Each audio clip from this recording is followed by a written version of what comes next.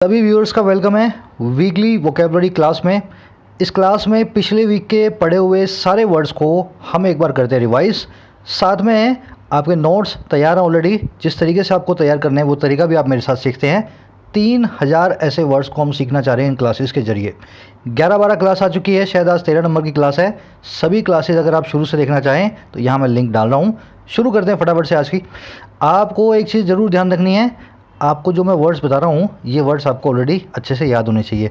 आज रिवीजन का डे है, आज सिर्फ आपको रिवाइज करना है ना। ज़रूर से मुझे बताएं इन 11 में से कितने वर्ड्स ऑलरेडी आपने मेरे साथ पिछले वीक में याद कर लिए थे। पहला अपना वर्ड है टैटर्स। टैटर्स मैंने आपको बताया था किसी चीज़ के छोटे छोटे टुकड़े, कटे छटे। कैसे कटे छटे? जैसे फटा हुआ अखबार, फटा हुआ न्यूज़पेपर, है ना, आपकी फटी हुई पैंट, उसी को कहते हैं जो चीज़ छोटे छोटे हिस्से में होती है टैटर्स में होती है। अगर आपको इस वर्ड को याद करना है तो मैं एक इतनी शानदार ट्रिक बताता हूँ आपको, हमेशा याद रहेगा। ये आप पैंट्स देख रहे हो ना, इनकी ट्राउजर्स, ये ट्राउजर्स हैं, कहलाते हैं टैटर ट्राउजर्स। क्यों? कटे छटे हैं ये। आजकल फैशन चल रहा है फटी हुई जीन्स पहनने का, फटी हुई जो है जैकेट्स पहनने का। टाइटर्ड जैकेट्स बोलेंगे उनको, टाइटर्ड जो है ट्राउजर्स बोलेंगे। इनको वास्तव में बोला ही जाता है। अगर आप मार्केट में शॉपकीपर्स पास जाएँ तो you can tell him please show me a tattered pair of jeans और please show me a tattered pair of trousers, है ना। तो ध्यान करें, टाइटर मतलब छोटे छोटे पीसेस, और टाइटर्ड बन गया एडजेक्टिव, जो चीज़ छोटे छोटे पीसों में बटी हो, कटी छटी हो। टाइटर्ड का एक और यूज़ होता है जो मैं आपको इस वीडियो के जरिए सिखाना चाह रहा हूँ, स्पेशली रूइंड। रूइंड मतलब कोई चीज़ जो बर्बाद होती है ना, उसको भी हम टाइटर्ड कहते हैं। बर्बाद हो गया वो तो टाइटर्ड हो गया वो तो। चलो फटाफट इसके सिनोनिम देखें। जो मैंने आपको बताए थे वही लिख रहा हूँ। फ्रैगमेंट, स्निपेट, मॉडिकम और एक्सट्रैक्ट। फ्रैगमेंट, स्निपेट, मॉडिकम, एक्सट्रैक्ट, चारों का मतलब यही है किसी चीज़ के छोटे छोटे हिस्से। अच्छा, दो सिनोनिम और इसके हैं, स्मिजन एंड आयोटा। आयोटा से याद रखें और स्मिजन से ऐसा याद रखें, ये वो फ्रेगमेंट्स हैं जो हों या नहीं हो मैटर नहीं करता, समझ गए ना। ऐसी चीज़ जो होने के बावजूद बेयरली नोटिसेबल है, आप इतना छोटा हिस्सा उठा रहे हो जिसको आप जो है एक जो कैलकुलेशन में ना दो तो भी चलेगा। आयोटा वो चीज़ होती है जो एक इमेजिनरी नंबर हो। जो लोग मैथमेटिक्स पढ़ते हैं वो जानते होंगे, imaginary numbers are close to nothing, जिनका कोई एग्जिस्टेंस नहीं होता। चलो आगे बढ़ते हैं, टैटर्ड को यूज़ करके दिखाता हूँ। Her clothes were old and in tatters. उसके कपड़े पुराने थे और इन टैटर्स थे। इस खूबसूरत वाला की बात नहीं कर रहा हूँ मैं, इसने तो जानबूझ के ऐसा पहना है। किसी भिखारी की बात कर रहे हैं अपने तो, है ना, किसी भिखारी की बात कर रहे हैं। पुराने कपड़े थे उसके और इन टैटर्स थे, बिल्कुल कटे छटे थे। अच्छा, और देखो एक sentence, after the newspaper story appeared his reputation was in tatters. जब न्यूज़पेपर में स्टोरी आ गई उसकी सारी इज्जत जो थी बर्बाद हो चुकी थी, इन टैटर्स थी। अब देखो, टैटर्स जो है कपड़े किताब नहीं होती, कपड़े अखबार नहीं होते। टैटर्स आपकी इज्जत भी हो सकती है, टैटस वो चीज़ हो सकती है जो बर्बाद हो, समझ गए ना। तो रेपुटेशन उसकी टैटस में थी, बर्बाद हो गई थी। और देखो, the man was wearing a tattered overcoat and a torn and tatter past. कह रहा मैन जो था वो एक फटा कटा तो ओवरकोट पहने हुआ था, और क्या उसके पास था एक बिल्कुल टैटर्ड, एक बर्बाद हुआ पास्ट। पास्ट भी टैटर्ड था उसका और ओवरकोट भी टैटर्ड था। दोनों को मैं एक साथ इसलिए ले रहा हूँ आपको एडजेक्टिव का यूज़ पता लगे। फटे कटे को भी टैटर्ड बोलते हैं और बर्बाद हुए को भी हम टैटर बोलते हैं। बढ़े अगले वर्ड की तरफ। चलो, ये देखो, ये वो तरीका है जिससे आप डिक्शनरी को सबसे अच्छे तरीके से पढ़ते हैं। आपको है ना खुद भी इस तरह के नोट्स बनाने हैं, ये तो मैं आपको दे ही रहा हूँ, पर बनाने का तरीका ये मैं आपको ज़रूर समझाना चाह रहा हूँ। जैसे इस वर्ड को हमने शुरू से लास्ट तक पूरा कर दिया टैटर्ड को, इसी तरह हम हर वर्ड को पूरा करके अपने नोट्स में डालेंगे। अगला वर्ड देखो अपना, ऑल एनवोल्पिंग। ऑल एनवोल्पिंग, देखिए एनवोलप क्या होता है, आप जानते हैं लिफाफे को बोलते हैं एनवोलप। एनवोलप का काम क्या होता है? किसी चीज़ को अपने अंदर ले लेना, बस यही काम होता है उसका, है ना, उसको कवर कर लेना अपनी तरफ। ऑल एनवोल्पिंग का मतलब वो चीज़ है जो चीज़ सब चीज़ों को अपने दायरे में ले ले। एडजेक्टिव है एक, ऐसी चीज़ जो बाकी सब चीज़ों को अपने अंदर संभाले, उसको कहते हैं ऑल एनवोल्पिंग। एनवोल्प से याद रखेंगे आप इस वर्ड को, बड़ा अच्छा याद रखना। अब देखो, इस वर्ड को याद रखना तो बहुत ईजी है, इसको लेने का ये मकसद नहीं है। इसको लेने के पीछे अपना जो मोटो है ना, इसके दो सिनोनिम्स पकड़ना है। बहुत अच्छे सिनोनिम्स हैं और कन्फ्यूजिंग भी है। तरीके से बताऊंगा आपको मैं कैसे उनको याद रखना है। पहला है एनकम्पेसिंग और दूसरा है सर्कमस्क्राइबिंग। चलो पहले कौन सा बताऊँ? एनकम्पेसिंग बताता हूँ आपको। कंपास जानते हैं ना आप, एक तो वो जो होती है जो अपने समुद्र में जहाज़ के ऊपर जो कंपास आप यूज़ करते हैं, कंपास बोलते हैं अपने हिंदी के अंदर, जिसको लेकर के आप जो है नॉर्थ डायरेक्शन आपको पता लग जाती है, नॉर्थ कहाँ है, वेस्ट कहाँ है, ईस्ट कहाँ है। एक कंपास होता है, हिंदी में बोलते हैं प्रकार, है ना। काम क्या होता है? हाथ में लेके ऐसे इसको आप जो है घेरा बनाते हो। अगर कोई चीज़ एनकम्पेसिंग है ना, वो चीज़ क्या करती है, एक घेरा एक दायरे के अंदर बना करके सब चीज़ों को अपने अंदर खींच लेती है। ऐसे इस वर्ड को याद रखना है। एनकम्पेसिंग ऐसी चीज़ है जो सब चीज़ों को अपने दायरे में ले लेती है एक घेरा बना करके। अच्छा, एनकम्पेसिंग और एनवलपिंग तो हो गए सिनोनिम। एक दूसरा सिनोनिम और इसका है सर्कमस्क्राइबिंग। अब सर्कमस्क्राइब क्या होता है ये देखो, ये जो आप स्क्वायर देख रहे हो ना, इस सर्कल को कर रहा है सर्कमस्क्राइब। ज्योमेट्री क्वेश्चन आते हैं ना एग्जाम में, ऐसे क्वेश्चन होते हैं आपको। A square is circumscribing a circle. अब ये सर्कमस्क्राइब करने का मतलब क्या है, जैसे यहाँ पे ये सर्कल स्क्वायर को कर रहा है, किसी चीज़ को चारों तरफ से घेर लेना, चारों तरफ से किसी चीज़ को इस तरह से घेरना कि वो आपके अंदर समा जाए। इसलिए ऑल एनवॉल्पिंग का एक सिनोनिम क्या हो गया, सर्कमस्क्राइबिंग। समझ में आ गया ना। कंपस से आपने कंपस बना के किसी चीज़ को दायरा बना लिया, उसकी लक्ष्मण रेखा बना ली, अपने अंदर ले लिया।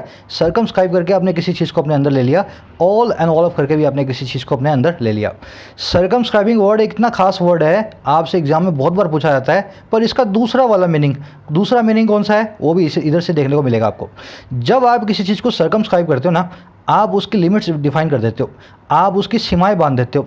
जैसे सर्कल की सीमाओं को इसने बांध दिया है, यहाँ से यहाँ से यहाँ से यहाँ से। तो सर्कमस्क्राइब करने का एक दूसरा मतलब ये होता है अपने अंदर समाई लेना किसी चीज़ को, और किसी चीज़ की लिमिट्स को डिफाइन कर देना, किसी चीज़ के ऊपर रेस्ट्रिक्शन लगा देना। समझ गए ना। फिगरेटिव मीनिंग है इसका, लिटरल मीनिंग नहीं है। लिटरल मीनिंग तो यही है किसी चीज़ को अपने अंदर लेना।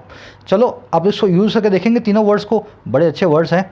कह रहा है the article encompassing 7 chapters is divided into 3 main parts।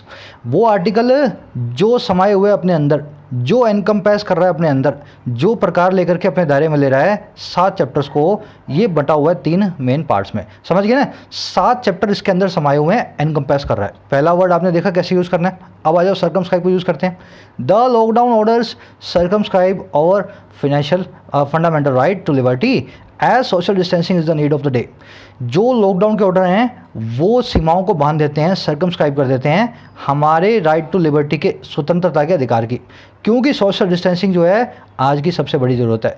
आपको स्वतंत्रता का अधिकार नहीं है आज की डेट में, आप बाहर जाकर किसी से मिलें, फंडामेंटल राइट हमारा टू लिबर्टी, इसको सर्कमस्क्राइब कर दिया है इस लॉकडाउन ने। क्योंकि सोशल डिस्टेंसिंग नहीं रखेंगे तो अधिकार किसी काम के नहीं है।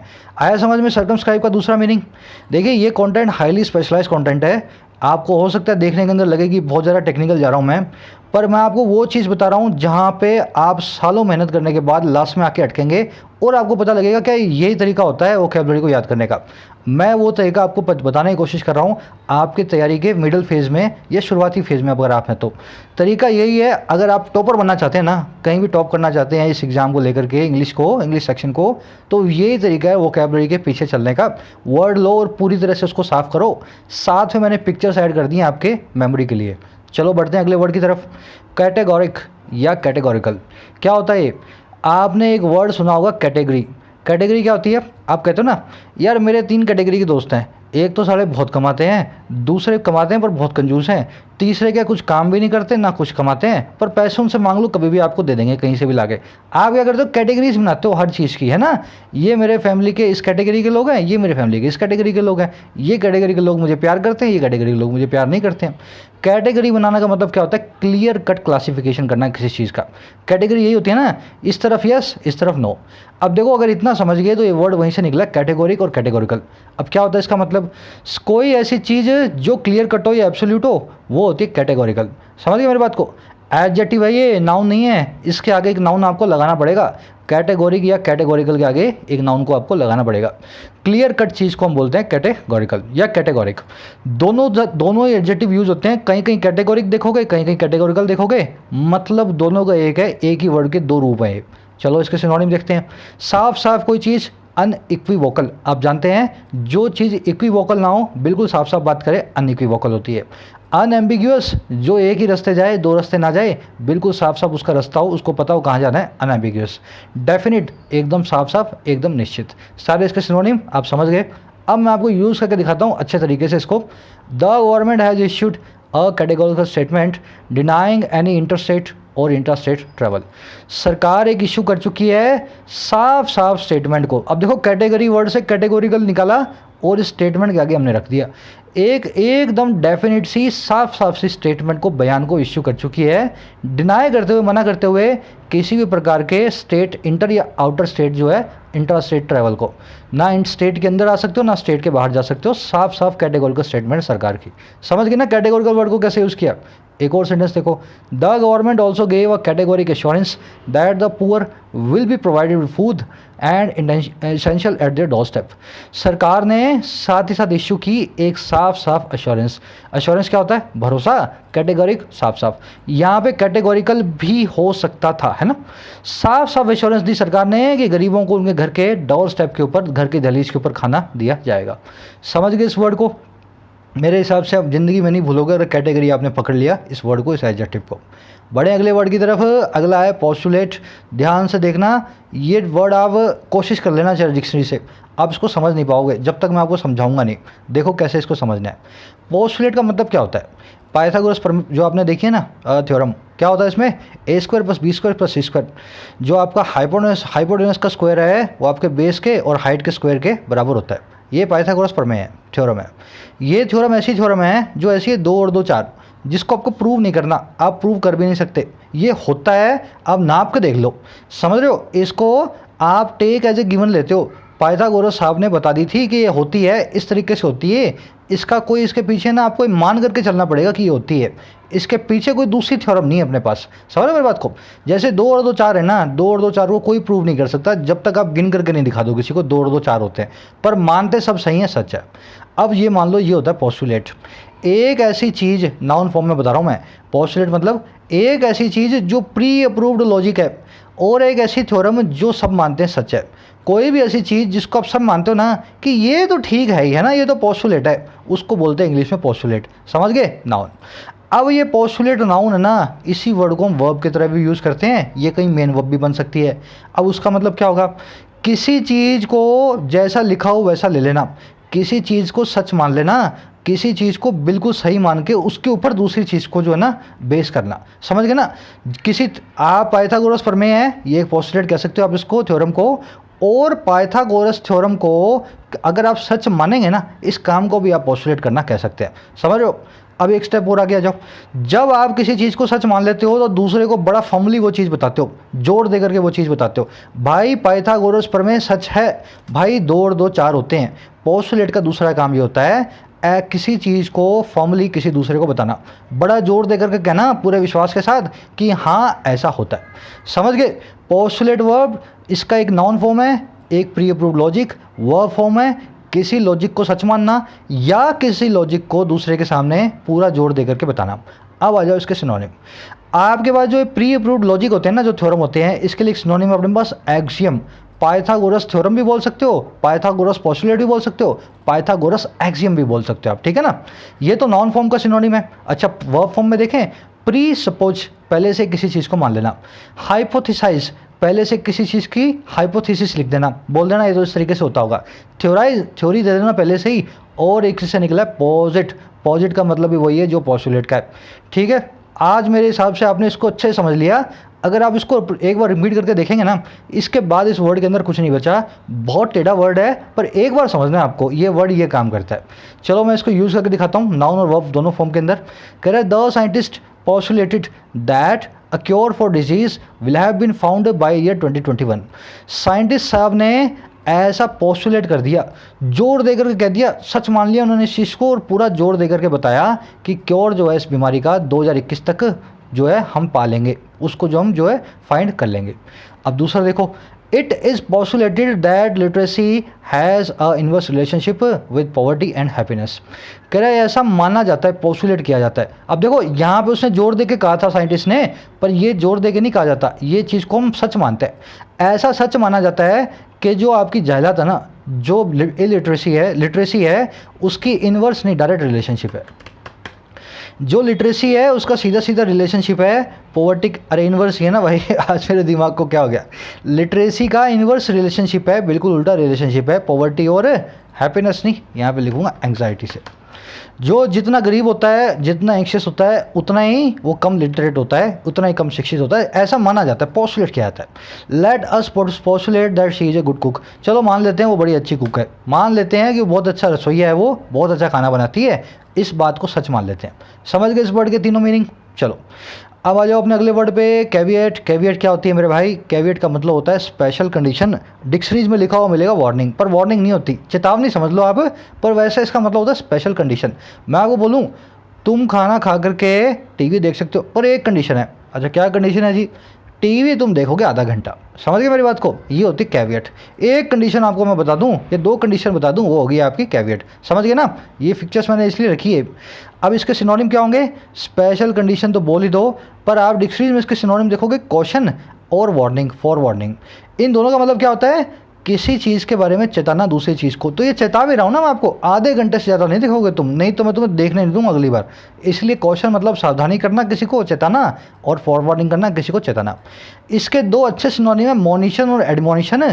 दोनों का मतलब एक ही है, किसी की स्पेशल कंडीशन के बारे में बताना, लेकिन इनका एक मतलब और भी होता है, वो होता है किसी को डांटना फटकारना। तो मोनिशन एडमोनिशन हमेशा कैविएट का सिनोनिम नहीं है। एडमोनिशन और मोनिशन का मतलब ये होता है किसी को डांटना है, फटकारना, या स्पेशल कंडीशन किसी को बताना। बड़े आगे यूज़ करके दिखाऊँ मैं आपको। They can bunk the classes but there was one caveat. वो क्लासेस को बंक कर सकते थे, पिक्चर देखने जा सकते थे क्लास के दौरान, लेक्चर के दौरान, पर सिर्फ एक ही कैविएट थी, सिर्फ एक ही सावधानी बरतनी थी उनको। क्या? Missing more than classes, 2 classes in a row would attract a hefty penalty. 2 से ज़्यादा क्लासेस अगर एक साथ बंक कर दी तो एक हेफ्टी पेनल्टी लगेगी। समझ गए ना? चेतावनी है ये, भले ही मिस कर दो कोई बात नहीं, 3 मिस होगी ना तो पैसे देने पड़ सकते हैं। The criminal agreed to surrender with the caveat. Criminal जो था वो अग्री हो गया सरेंडर करने को एक कैविएट के साथ, एक कंडीशन के साथ। कंडीशन क्या थी? That a lawyer would be made available to him by the government. सरकार की तरफ से एक उसको वकील दिया जाएगा। समझ गए कैविएट वर्ड को कैसे यूज़ करते हैं? स्पेशल कंडीशन समझ लेना, कैविएट इसको बोलते हैं, स्पेशल कंडीशन को। अगला अपना वर्ड है इनएक्सोरेबल। इनएक्सोरेबल वो चीज़ होती है जिसको, ये बच्चा देख रहे हो, जिद्दी बच्चा, सुनना ही नहीं इसको तो ना, मैं तो दूध नहीं पीऊँगा, कर लो जो तुम्हें करना है। इनएक्सोरेबल वो चीज़ होती है जो एक तो या तो नखरेबाज हो या वो बड़ी ढीठ। अगर आपको मैं हिंदी में समझाऊं, जिस इंसान को मनाया ना इसके ना, वो इंसान होता है इनएक्सोरेबल इंसान। उसको हम नखरेबाज भी बोलते हैं या ढीठ भी बोलते हैं। ढीठ नखरेबाज तो आप समझते हो ना ज़्यादातर आप में से। अब इस इनएक्सोरेबल का ना एक स्पेशल यूज़ है इस वर्ड का। अगर ये इंसान के आगे ना लगे, मान लो किसी सिचुएशन के आगे लग जाए, तो सिचुएशन ढीठ हो जाएगी, नखरेबाज हो जाएगी। अब सिचुएशन के नखरे क्या होंगे? वो सिचुएशन इनएक्सोरेबल है, वो नॉन लिविंग थिंग इनएक्सोरेबल है, जिससे आप बच नहीं सकते, जो तो होके ही मानेगी, जिसको आप टाल नहीं सकते, इम्पॉसिबल है टालना, वो भी इनएक्सोरेबल है। समझ गए? इंसान है तो ढीठ है, नखरेबाज है, सिचुएशन है तो वो भी बड़ी ढीठ है, जिससे आप बच नहीं सकते। तो इसके 2 टाइप के सिनोनिम है इनएक्सोरेबल के, और 2 टाइप के यूज़ है। इंसान के लिए लगा दूंगा इम्प्लेकेबल, जिसको खुश नहीं किया जा सकता। अनरिलेंटिंग, जो कि मान नहीं रहा, अपने गुस्से को शांत नहीं कर रहा। एडमेंट, बड़ा जिद्दी। स्टबर्न, बड़ा ढीठ। ऑब्स्टिनेट, ढीठों का ढीठ। समझ गए ना? सारे इसके सिनोनिम है ढीठ आदमी के। अच्छा अगर सिचुएशन की बात करूं, वो सिचुएशन इनएक्सोरेबल होगी जो इनएस्केपेबल है, जिससे बचा नहीं जा सकता, या इनएविटेबल है, जिससे बचा नहीं जा सकता। समझ गए? अब देखो इसको यूज़ कैसे करना है। ये इनएविटेबल सिचुएशन है, वक्त है ना, इनएविटेबल है, इनएक्सोरेबल है, इसको आपका वक्त आएगा तो आप उससे बच नहीं सकते हो। ये तो मैंने दूसरे वाले के लिए लगाया है और ये ढीठ के लिए लगाया है। देखो, the inexorable little girl stopped eating till her mother bought her a chocolate. जब तक उसकी माँ ने एक चॉकलेट नहीं ला करके दी ना उसको, till her mother bought a chocolate bought her a chocolate, जो इनएक्सोरेबल लिटिल गर्ल थी उसने खाना छोड़ दिया। समझ गए ना? खाना ही नहीं खाया उसने। Urbanization and an inexorable trend. Urbanization जो है, शहरीकरण जो है, एक ऐसा रुझान है, ट्रेंड है, जो इनएक्सोरेबल है, जिससे आप बच नहीं सकते। आज नहीं तो कल सारा कुछ शहर बनी जाने वाला है, गांव खत्म होने वाले हैं। समझ गए सेंटेंसेस को? चलो बढ़े अगले वर्ड की तरफ। मॉर्बेंट। मॉर्बेंट क्या होता है? बहुत अच्छी फोटो मिली मुझे नेट पे, ये देख रहे हो ना, ये जय वीरू वाली। ये इससे पूछ रहा है भाई मरने वाले हो, जाने वाले हो? कह रहे मॉर्बेंट हो, दूसरा कह रहा है हाँ। मॉर्बेंट का मतलब होता है ये अमिताभ बच्चन जिस सिचुएशन में ना, मरने की कगार पे, मॉर्बेंट। ऑन द डेथ बेड, या किसी सिचुएशन को मोरबेंड बोलेंगे जो स्टेगनेंट हो, जो रुकी हुई हो, जो ना आगे बढ़ रही हो ना पीछे जा रही हो, स्टैंड स्टिल पे हो। समझ गए ना? सिनोनिम क्या हो गए? डाइंग, फेडिंग, पेरिशिंग और विदरिंग और ऑन द डेथ बेड। सबका मतलब ये होता है कोई चीज़ जो सड़ गई है, ख़त्म होने वाली है, मरने वाली है, मोरबेंड है। अब इसको यूज़ कैसे करते हैं? The patient was moribund by the time the doctor arrived. मरीज जो था मरने की कगार पे था, डेथ बेड पे था जब तक डॉक्टर पहुंचा। समझ गए ना? पेशेंट इतनी बुरी हालत में आ गया था, मरने की कगार पे आ गया था जब तक डॉक्टर साहब आए। और देखो, the board is trying to stimulate the moribund economy. कोई बोर्ड है मान लो, या बोर्ड मैं यहाँ सरकार लिख देता हूँ, कोई कंफ्यूज मत हो जाना सर ने बोर्ड कौन सा लगा दिया। The government is trying to stimulate the moribund economy. सरकार मरने की कगार पे जो इकोनॉमी आ गई है, मोरबेंड इकोनॉमी है, उसको कोशिश कर रही है स्टिमुलेट करने की, उसको जान देने की। समझ गए? मोरबेंड इंसान होता है तो मरता हुआ इंसान, मोरबेंड सिचुएशन होती है तो स्टैग्नेंट सिचुएशन, बड़ी ख़राब सिचुएशन। बढ़े अगले वर्ड की तरफ, एडजेक्टिव है ये भी। अगला वर्ड है अपना हार्नेस। बड़े अच्छे से ये समझ में आ जाएगा आपको अगर आप एक बार इसको देख लेंगे तो। ये घोड़े का जो पट्टा सा देख रहे हो ना, कुत्ते के गले की जंजीर, घोड़े के गले की जंजीर, जिससे आप किसी घोड़े कुत्ते को आगे पीछे ले जाते हो, इसको कहते हैं हार्नेस। समझ गए? हार्नेस बहुत इंटरेस्टिंग वर्ड है। कल मैंने खबरी पे ही बताया था आपको, जिन लोगों ने खबरी पे नहीं फॉलो करते हैं यहाँ बताता हूँ उनको। हार्नेस से बहुत सारे इडियम भी निकलते हैं। इस वर्ड को आप समझे पहले, हार्नेस का मतलब क्या है? गले की जंजीर। अच्छा, हार्नेस को अगर मैं वर्ब फॉर्म में ले आऊँ, यही हार्नेस को वर्ब की तरह भी यूज़ करते हैं। इसका मतलब होता है किसी चीज़ के गले में जो है जंजीर डालना, किसी चीज़ को कंट्रोल करना, और क्या करना? उसको एडवांटेज लेना। समझ गए? If you harness a horse, आप हॉर्स को हार्नेस क्यों कर रहे हो? आप उसे गले में पट्टा डाल के उस पर सवारी करना चाहते हो। समझ गए? हार्नेस का मतलब वर्ब फॉर्म में है किसी चीज़ का फ़ायदा उठाना, उसको कंट्रोल करके। ठीक, इसके सिनोनिम्स क्या होंगे? लीश, लगाम। जो हार्नेस है वही लगाम है ना? दोनों का मतलब यही है, जंजीर का। लीश और हार्नेस सिनोनिम है। रिस्ट्रेन, ये भी लगाम होती है। अब देखो वर्ब फॉर्म में, कर्ब करना, किसी चीज़ को कंट्रोल करना, यूटिलाइज, किसी चीज़ को उपयोग में लेना, एक्सप्लॉइट, किसी चीज़ का फ़ायदा उठाना। तो ये वर्ब फॉर्म के और ये नाउन फॉर्म के इसके सिनोनिम है, सिंपल सिनोनिम्स है। अब इससे इडियम बाद में निकलेंगे, पहले मैं आपको इसको यूज़ करके दिखाता हूँ, फिर एक इडियम आएगी, देखना। कह रहा, he tried to grab the harness of the horse but it jumped and ran away. उसने कोशिश की ग्रैब करने की। क्या ग्रैब करने की? हार्नेस नाम के नाउन को। उसने कोशिश की लगाम को पकड़ने की इस घोड़े की, लेकिन घोड़ा कूदा और भाग गया आगे। समझ गए? हार्नेस का मतलब क्या है? नाउन फॉर्म में लगाम। दूसरा सेंटेंस देखो, the world needs to harness the solar power and convert it into electricity.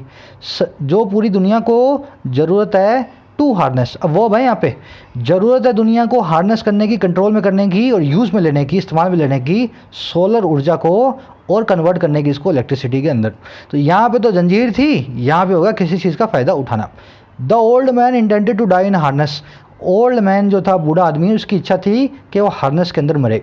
Harness का मतलब क्या होता है? इन हार्नेस का मतलब किसी की गुलामी में, और इसका आजकल मतलब होता है किसी की नौकरी में। जब आप इन हार्नेस होते हो ना, मतलब आपके पास जॉब है, आप किसी की गले की जंजीर अपने गले में लेकर के बैठे हो, आप एक लगाम को अपने अंदर लगा के गले में किसी की नौकरी करते हो। समझ गए ना? नौकरी यही होती है ना। तो कह रहा इन हार्नेस मतलब किसी की नौकरी में। तो ओल्ड मैन क्या कहता था? मैं तो नौकरी करते करते ही मरूंगा, मैं रिटायर नहीं होऊंगा कभी भी। Old man intended to die in harness. They are happy to be back in harness. वो बड़े खुश हैं वापस नौकरी को ज्वाइन करके। They are happy to be back in harness. तो ये एक इडियम निकलती है हार्नेस से, इन हार्नेस और डाई इन हार्नेस। अगर आप इतना समझ गए तो इडियम्स आपको हमेशा याद रहेंगी। अगला वर्ड देख लो, रेंडर। दो चीज़ें होती हैं रेंडर का मतलब। एक तो ये वर्ड, ये वाली जो आप देख रहे हो ना तस्वीर, क्या कर रही है? किसी को कुछ दे रही है, कोई प्रेजेंट। रेंडर मतलब देना। और दूसरा क्या होता है? किसी चीज़ को बना देना, कोई चीज़। जैसे जादूगर उसको मतलब कबूतर का कुछ और बना देता है ना, केक बना देता है, वैसा काम होता है रेंडर करना, किसी चीज़ को कुछ बना देना। देखो मेरे साथ, इसके अंदर एक बोनस वर्ड भी है, सरेंडर। आप मेरे साथ अभी आगे देखेंगे। देखो, she needed someone to hear out and render some advice. उसको ज़रूरत थी उसको कोई आदमी सुने, हियर हर आउट करे, उसको कोई ध्यान से सुने और रेंडर करे, दे उसको थोड़ी सी सलाह। समझ गए? देना मतलब रेंडर करना। पहला वाला मीनिंग हमने यूज़ कर लिया यहाँ पे। अब आ जाओ दूसरा वाला मीनिंग यूज़ करते हैं। The extension of lockdown has rendered many people jobless. इस एक्सटेंशन ने लॉकडाउन के बना दिया है, रेंडर कर दिया है बहुत लोगों को जॉबलेस। इस एक्सटेंशन ने बना दिया है बहुत लोगों को बेरोजगार। तो रेंडर का दूसरा मीनिंग क्या है? किसी चीज़ को कोई चीज़ बना देना, दूसरी चीज़ में कन्वर्ट कर देना।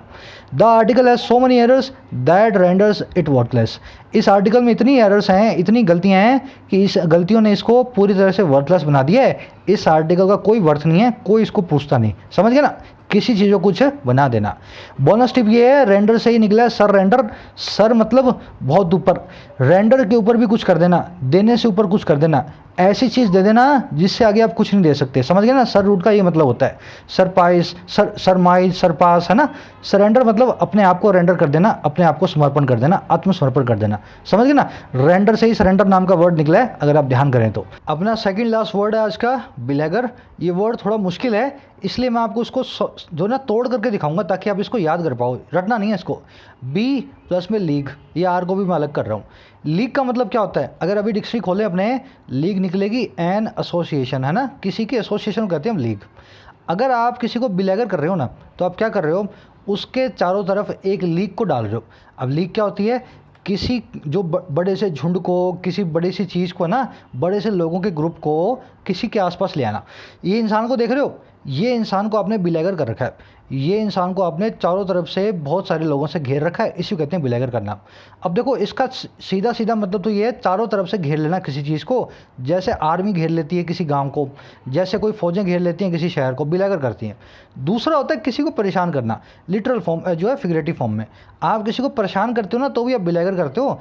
आपने उसको अपनी जो है नखरों से, अपनी जो है बातों से चारों तरफ से घेर के उसको परेशान कर रखा है। अगर बिलेगर के आगे ईडी लगा दूं मैं, तो ये बन जाएगा जट्टी फॉर्म। ऐसा आदमी जो परेशान है, या ऐसा आदमी जो हर तरफ से घिरा हुआ है। चारों तरफ से घिरा हुआ है वो भी बिलेगर्ड है, और जो चारों तरफ परेशानियों से घिरा हुआ है वो भी परेशान आदमी बिलेगर्ड है। समझ गए? लीग से पकड़ें आप इसको, टीम से पकड़ें, जो चारों तरफ से घिरा हो एक टीम से, लीग से। अब इसके सिनोनिम क्या होंगे? किसी को सीज करना, चारों तरफ से घेरना, ये तो आर्मी वाला सिनोनिम है। अनोय, किसी को परेशान करना, ये जो है परेशान करने वाला। अब परेशान की ओर क्या है? बॉदर, बैजर और पेस्टर। सबका मतलब ये किसी को परेशान करना, किसी को बिलेगर करना। अब देखो, ये है बिलेगर और ये बिलेगर्ड। ये है परेशान, ये है चारों तरफ से घेरने का काम किसी को। समझ गए? इन दोनों जो है पिक्चर से मेरे ख्याल से इस वर्ड को आपको समझ में, पकड़ में आएगा। We are beleaguered by problems, हम घिरे हुए हैं परेशानियों से। Enemy troops beleaguered the city, enemy की ट्रूप ने पूरी सिटी को घेर लिया, बिलेगर कर लिया। The occupants of the beleaguered city had no means of escape, जो ऑक्यूपेंट थे, जो रहने वाले थे इस घिरी हुई सिटी के, उनके पास कोई रास्ता नहीं था एस्केप का, कोई बचाव का रास्ता नहीं था। चलो, आज का लास्ट वर्ड है, एक्चुअल में वर्ड नहीं है, फ्रेज है, सो मच सो। बहुत अच्छा लगा मुझे लगा आपके साथ शेयर करना चाहिए। ये एडवर्बियल फ्रेज है। इसका मतलब क्या होता है? इतना कि, आप कहते हो ना वो बड़ा कंजूस है, इतना कंजूस है भाई, खाना भी नहीं खाता, तो बस वहीं पे इसको यूज़ करते हो। इतना कि सो मच सो कि वो खाना नहीं खाता। अब इसको यूज़ करके भी दिखाता हूँ मैं फटाफट कैसे करते हैं। वी आर वेरी बिजी, हम बहुत हैं बिजी। सो मच सो, इतने की that we can't manage to take a holiday this year, हम इस साल एक हॉलीडे पे भी नहीं जा सकते। इतने बिजी हैं, घर से बाहर जा कर के घूमने का टाइम भी नहीं है हमारे पास। We are very busy. The disease is really lethal, ये डिजीज़ वास्तव में बड़ी लिथल है, घातक है। सो मच सो, इतनी की that every nation in the world is fighting to contain it, कि हर दुनिया का नेशन फाइट कर रहा है, लड़ रहा है इसको कंटेन करने के लिए, रोकने के लिए। समझ गए? सो मच सो इस तरह से यूज़ करते हैं। कभी कभी ये एक ही सेंटेंस के अंदर आ जाता है, बीच के अंदर, और कभी कभी अगले सेंटेंस की शुरुआत होती है सो मच सो से। हमेशा सो मच सो जो है ना, उससे पहले एक सेंटेंस जरूर होगा और उसके बाद में एक सेंटेंस जरूर होगा। ये ऐसी एडवर्ब है जो कि दो क्लोजेस को जोड़ने का काम करती है। ये पहले वाले क्लोज को मॉडिफाई करती है साथ में, यूँ समझे आप। समझ गए? इसी के साथ अपनी वोकैब सीरीज़ के नोट्स को आप डाउनलोड कर लें, ये रखा डिस्क्रिप्शन में, अपने पास रखें। अपनी आज का पार्ट पूरा हुआ, ज़रूर से मुझे बताएं कमेंट सेक्शन के अंदर, और जो है लाइक बटन को प्रेस करके इस सीरीज़ को से आपको कितना फ़ायदा मिल रहा है। मैं कोशिश करता हूँ आपको बेहतरीन कंटेंट ला करके देने की, और ये बेहतरीन कंटेंट जिस तरीके से आपको पढ़ाई करनी है ना, आपको मैं लाइव दिखा रहा हूँ वोकैबुलरी को कैसे याद किया जाता है। इजाज़त दें मुझे अगली ऑडियो तक के लिए, अगली वीडियो तक के लिए। Signing out.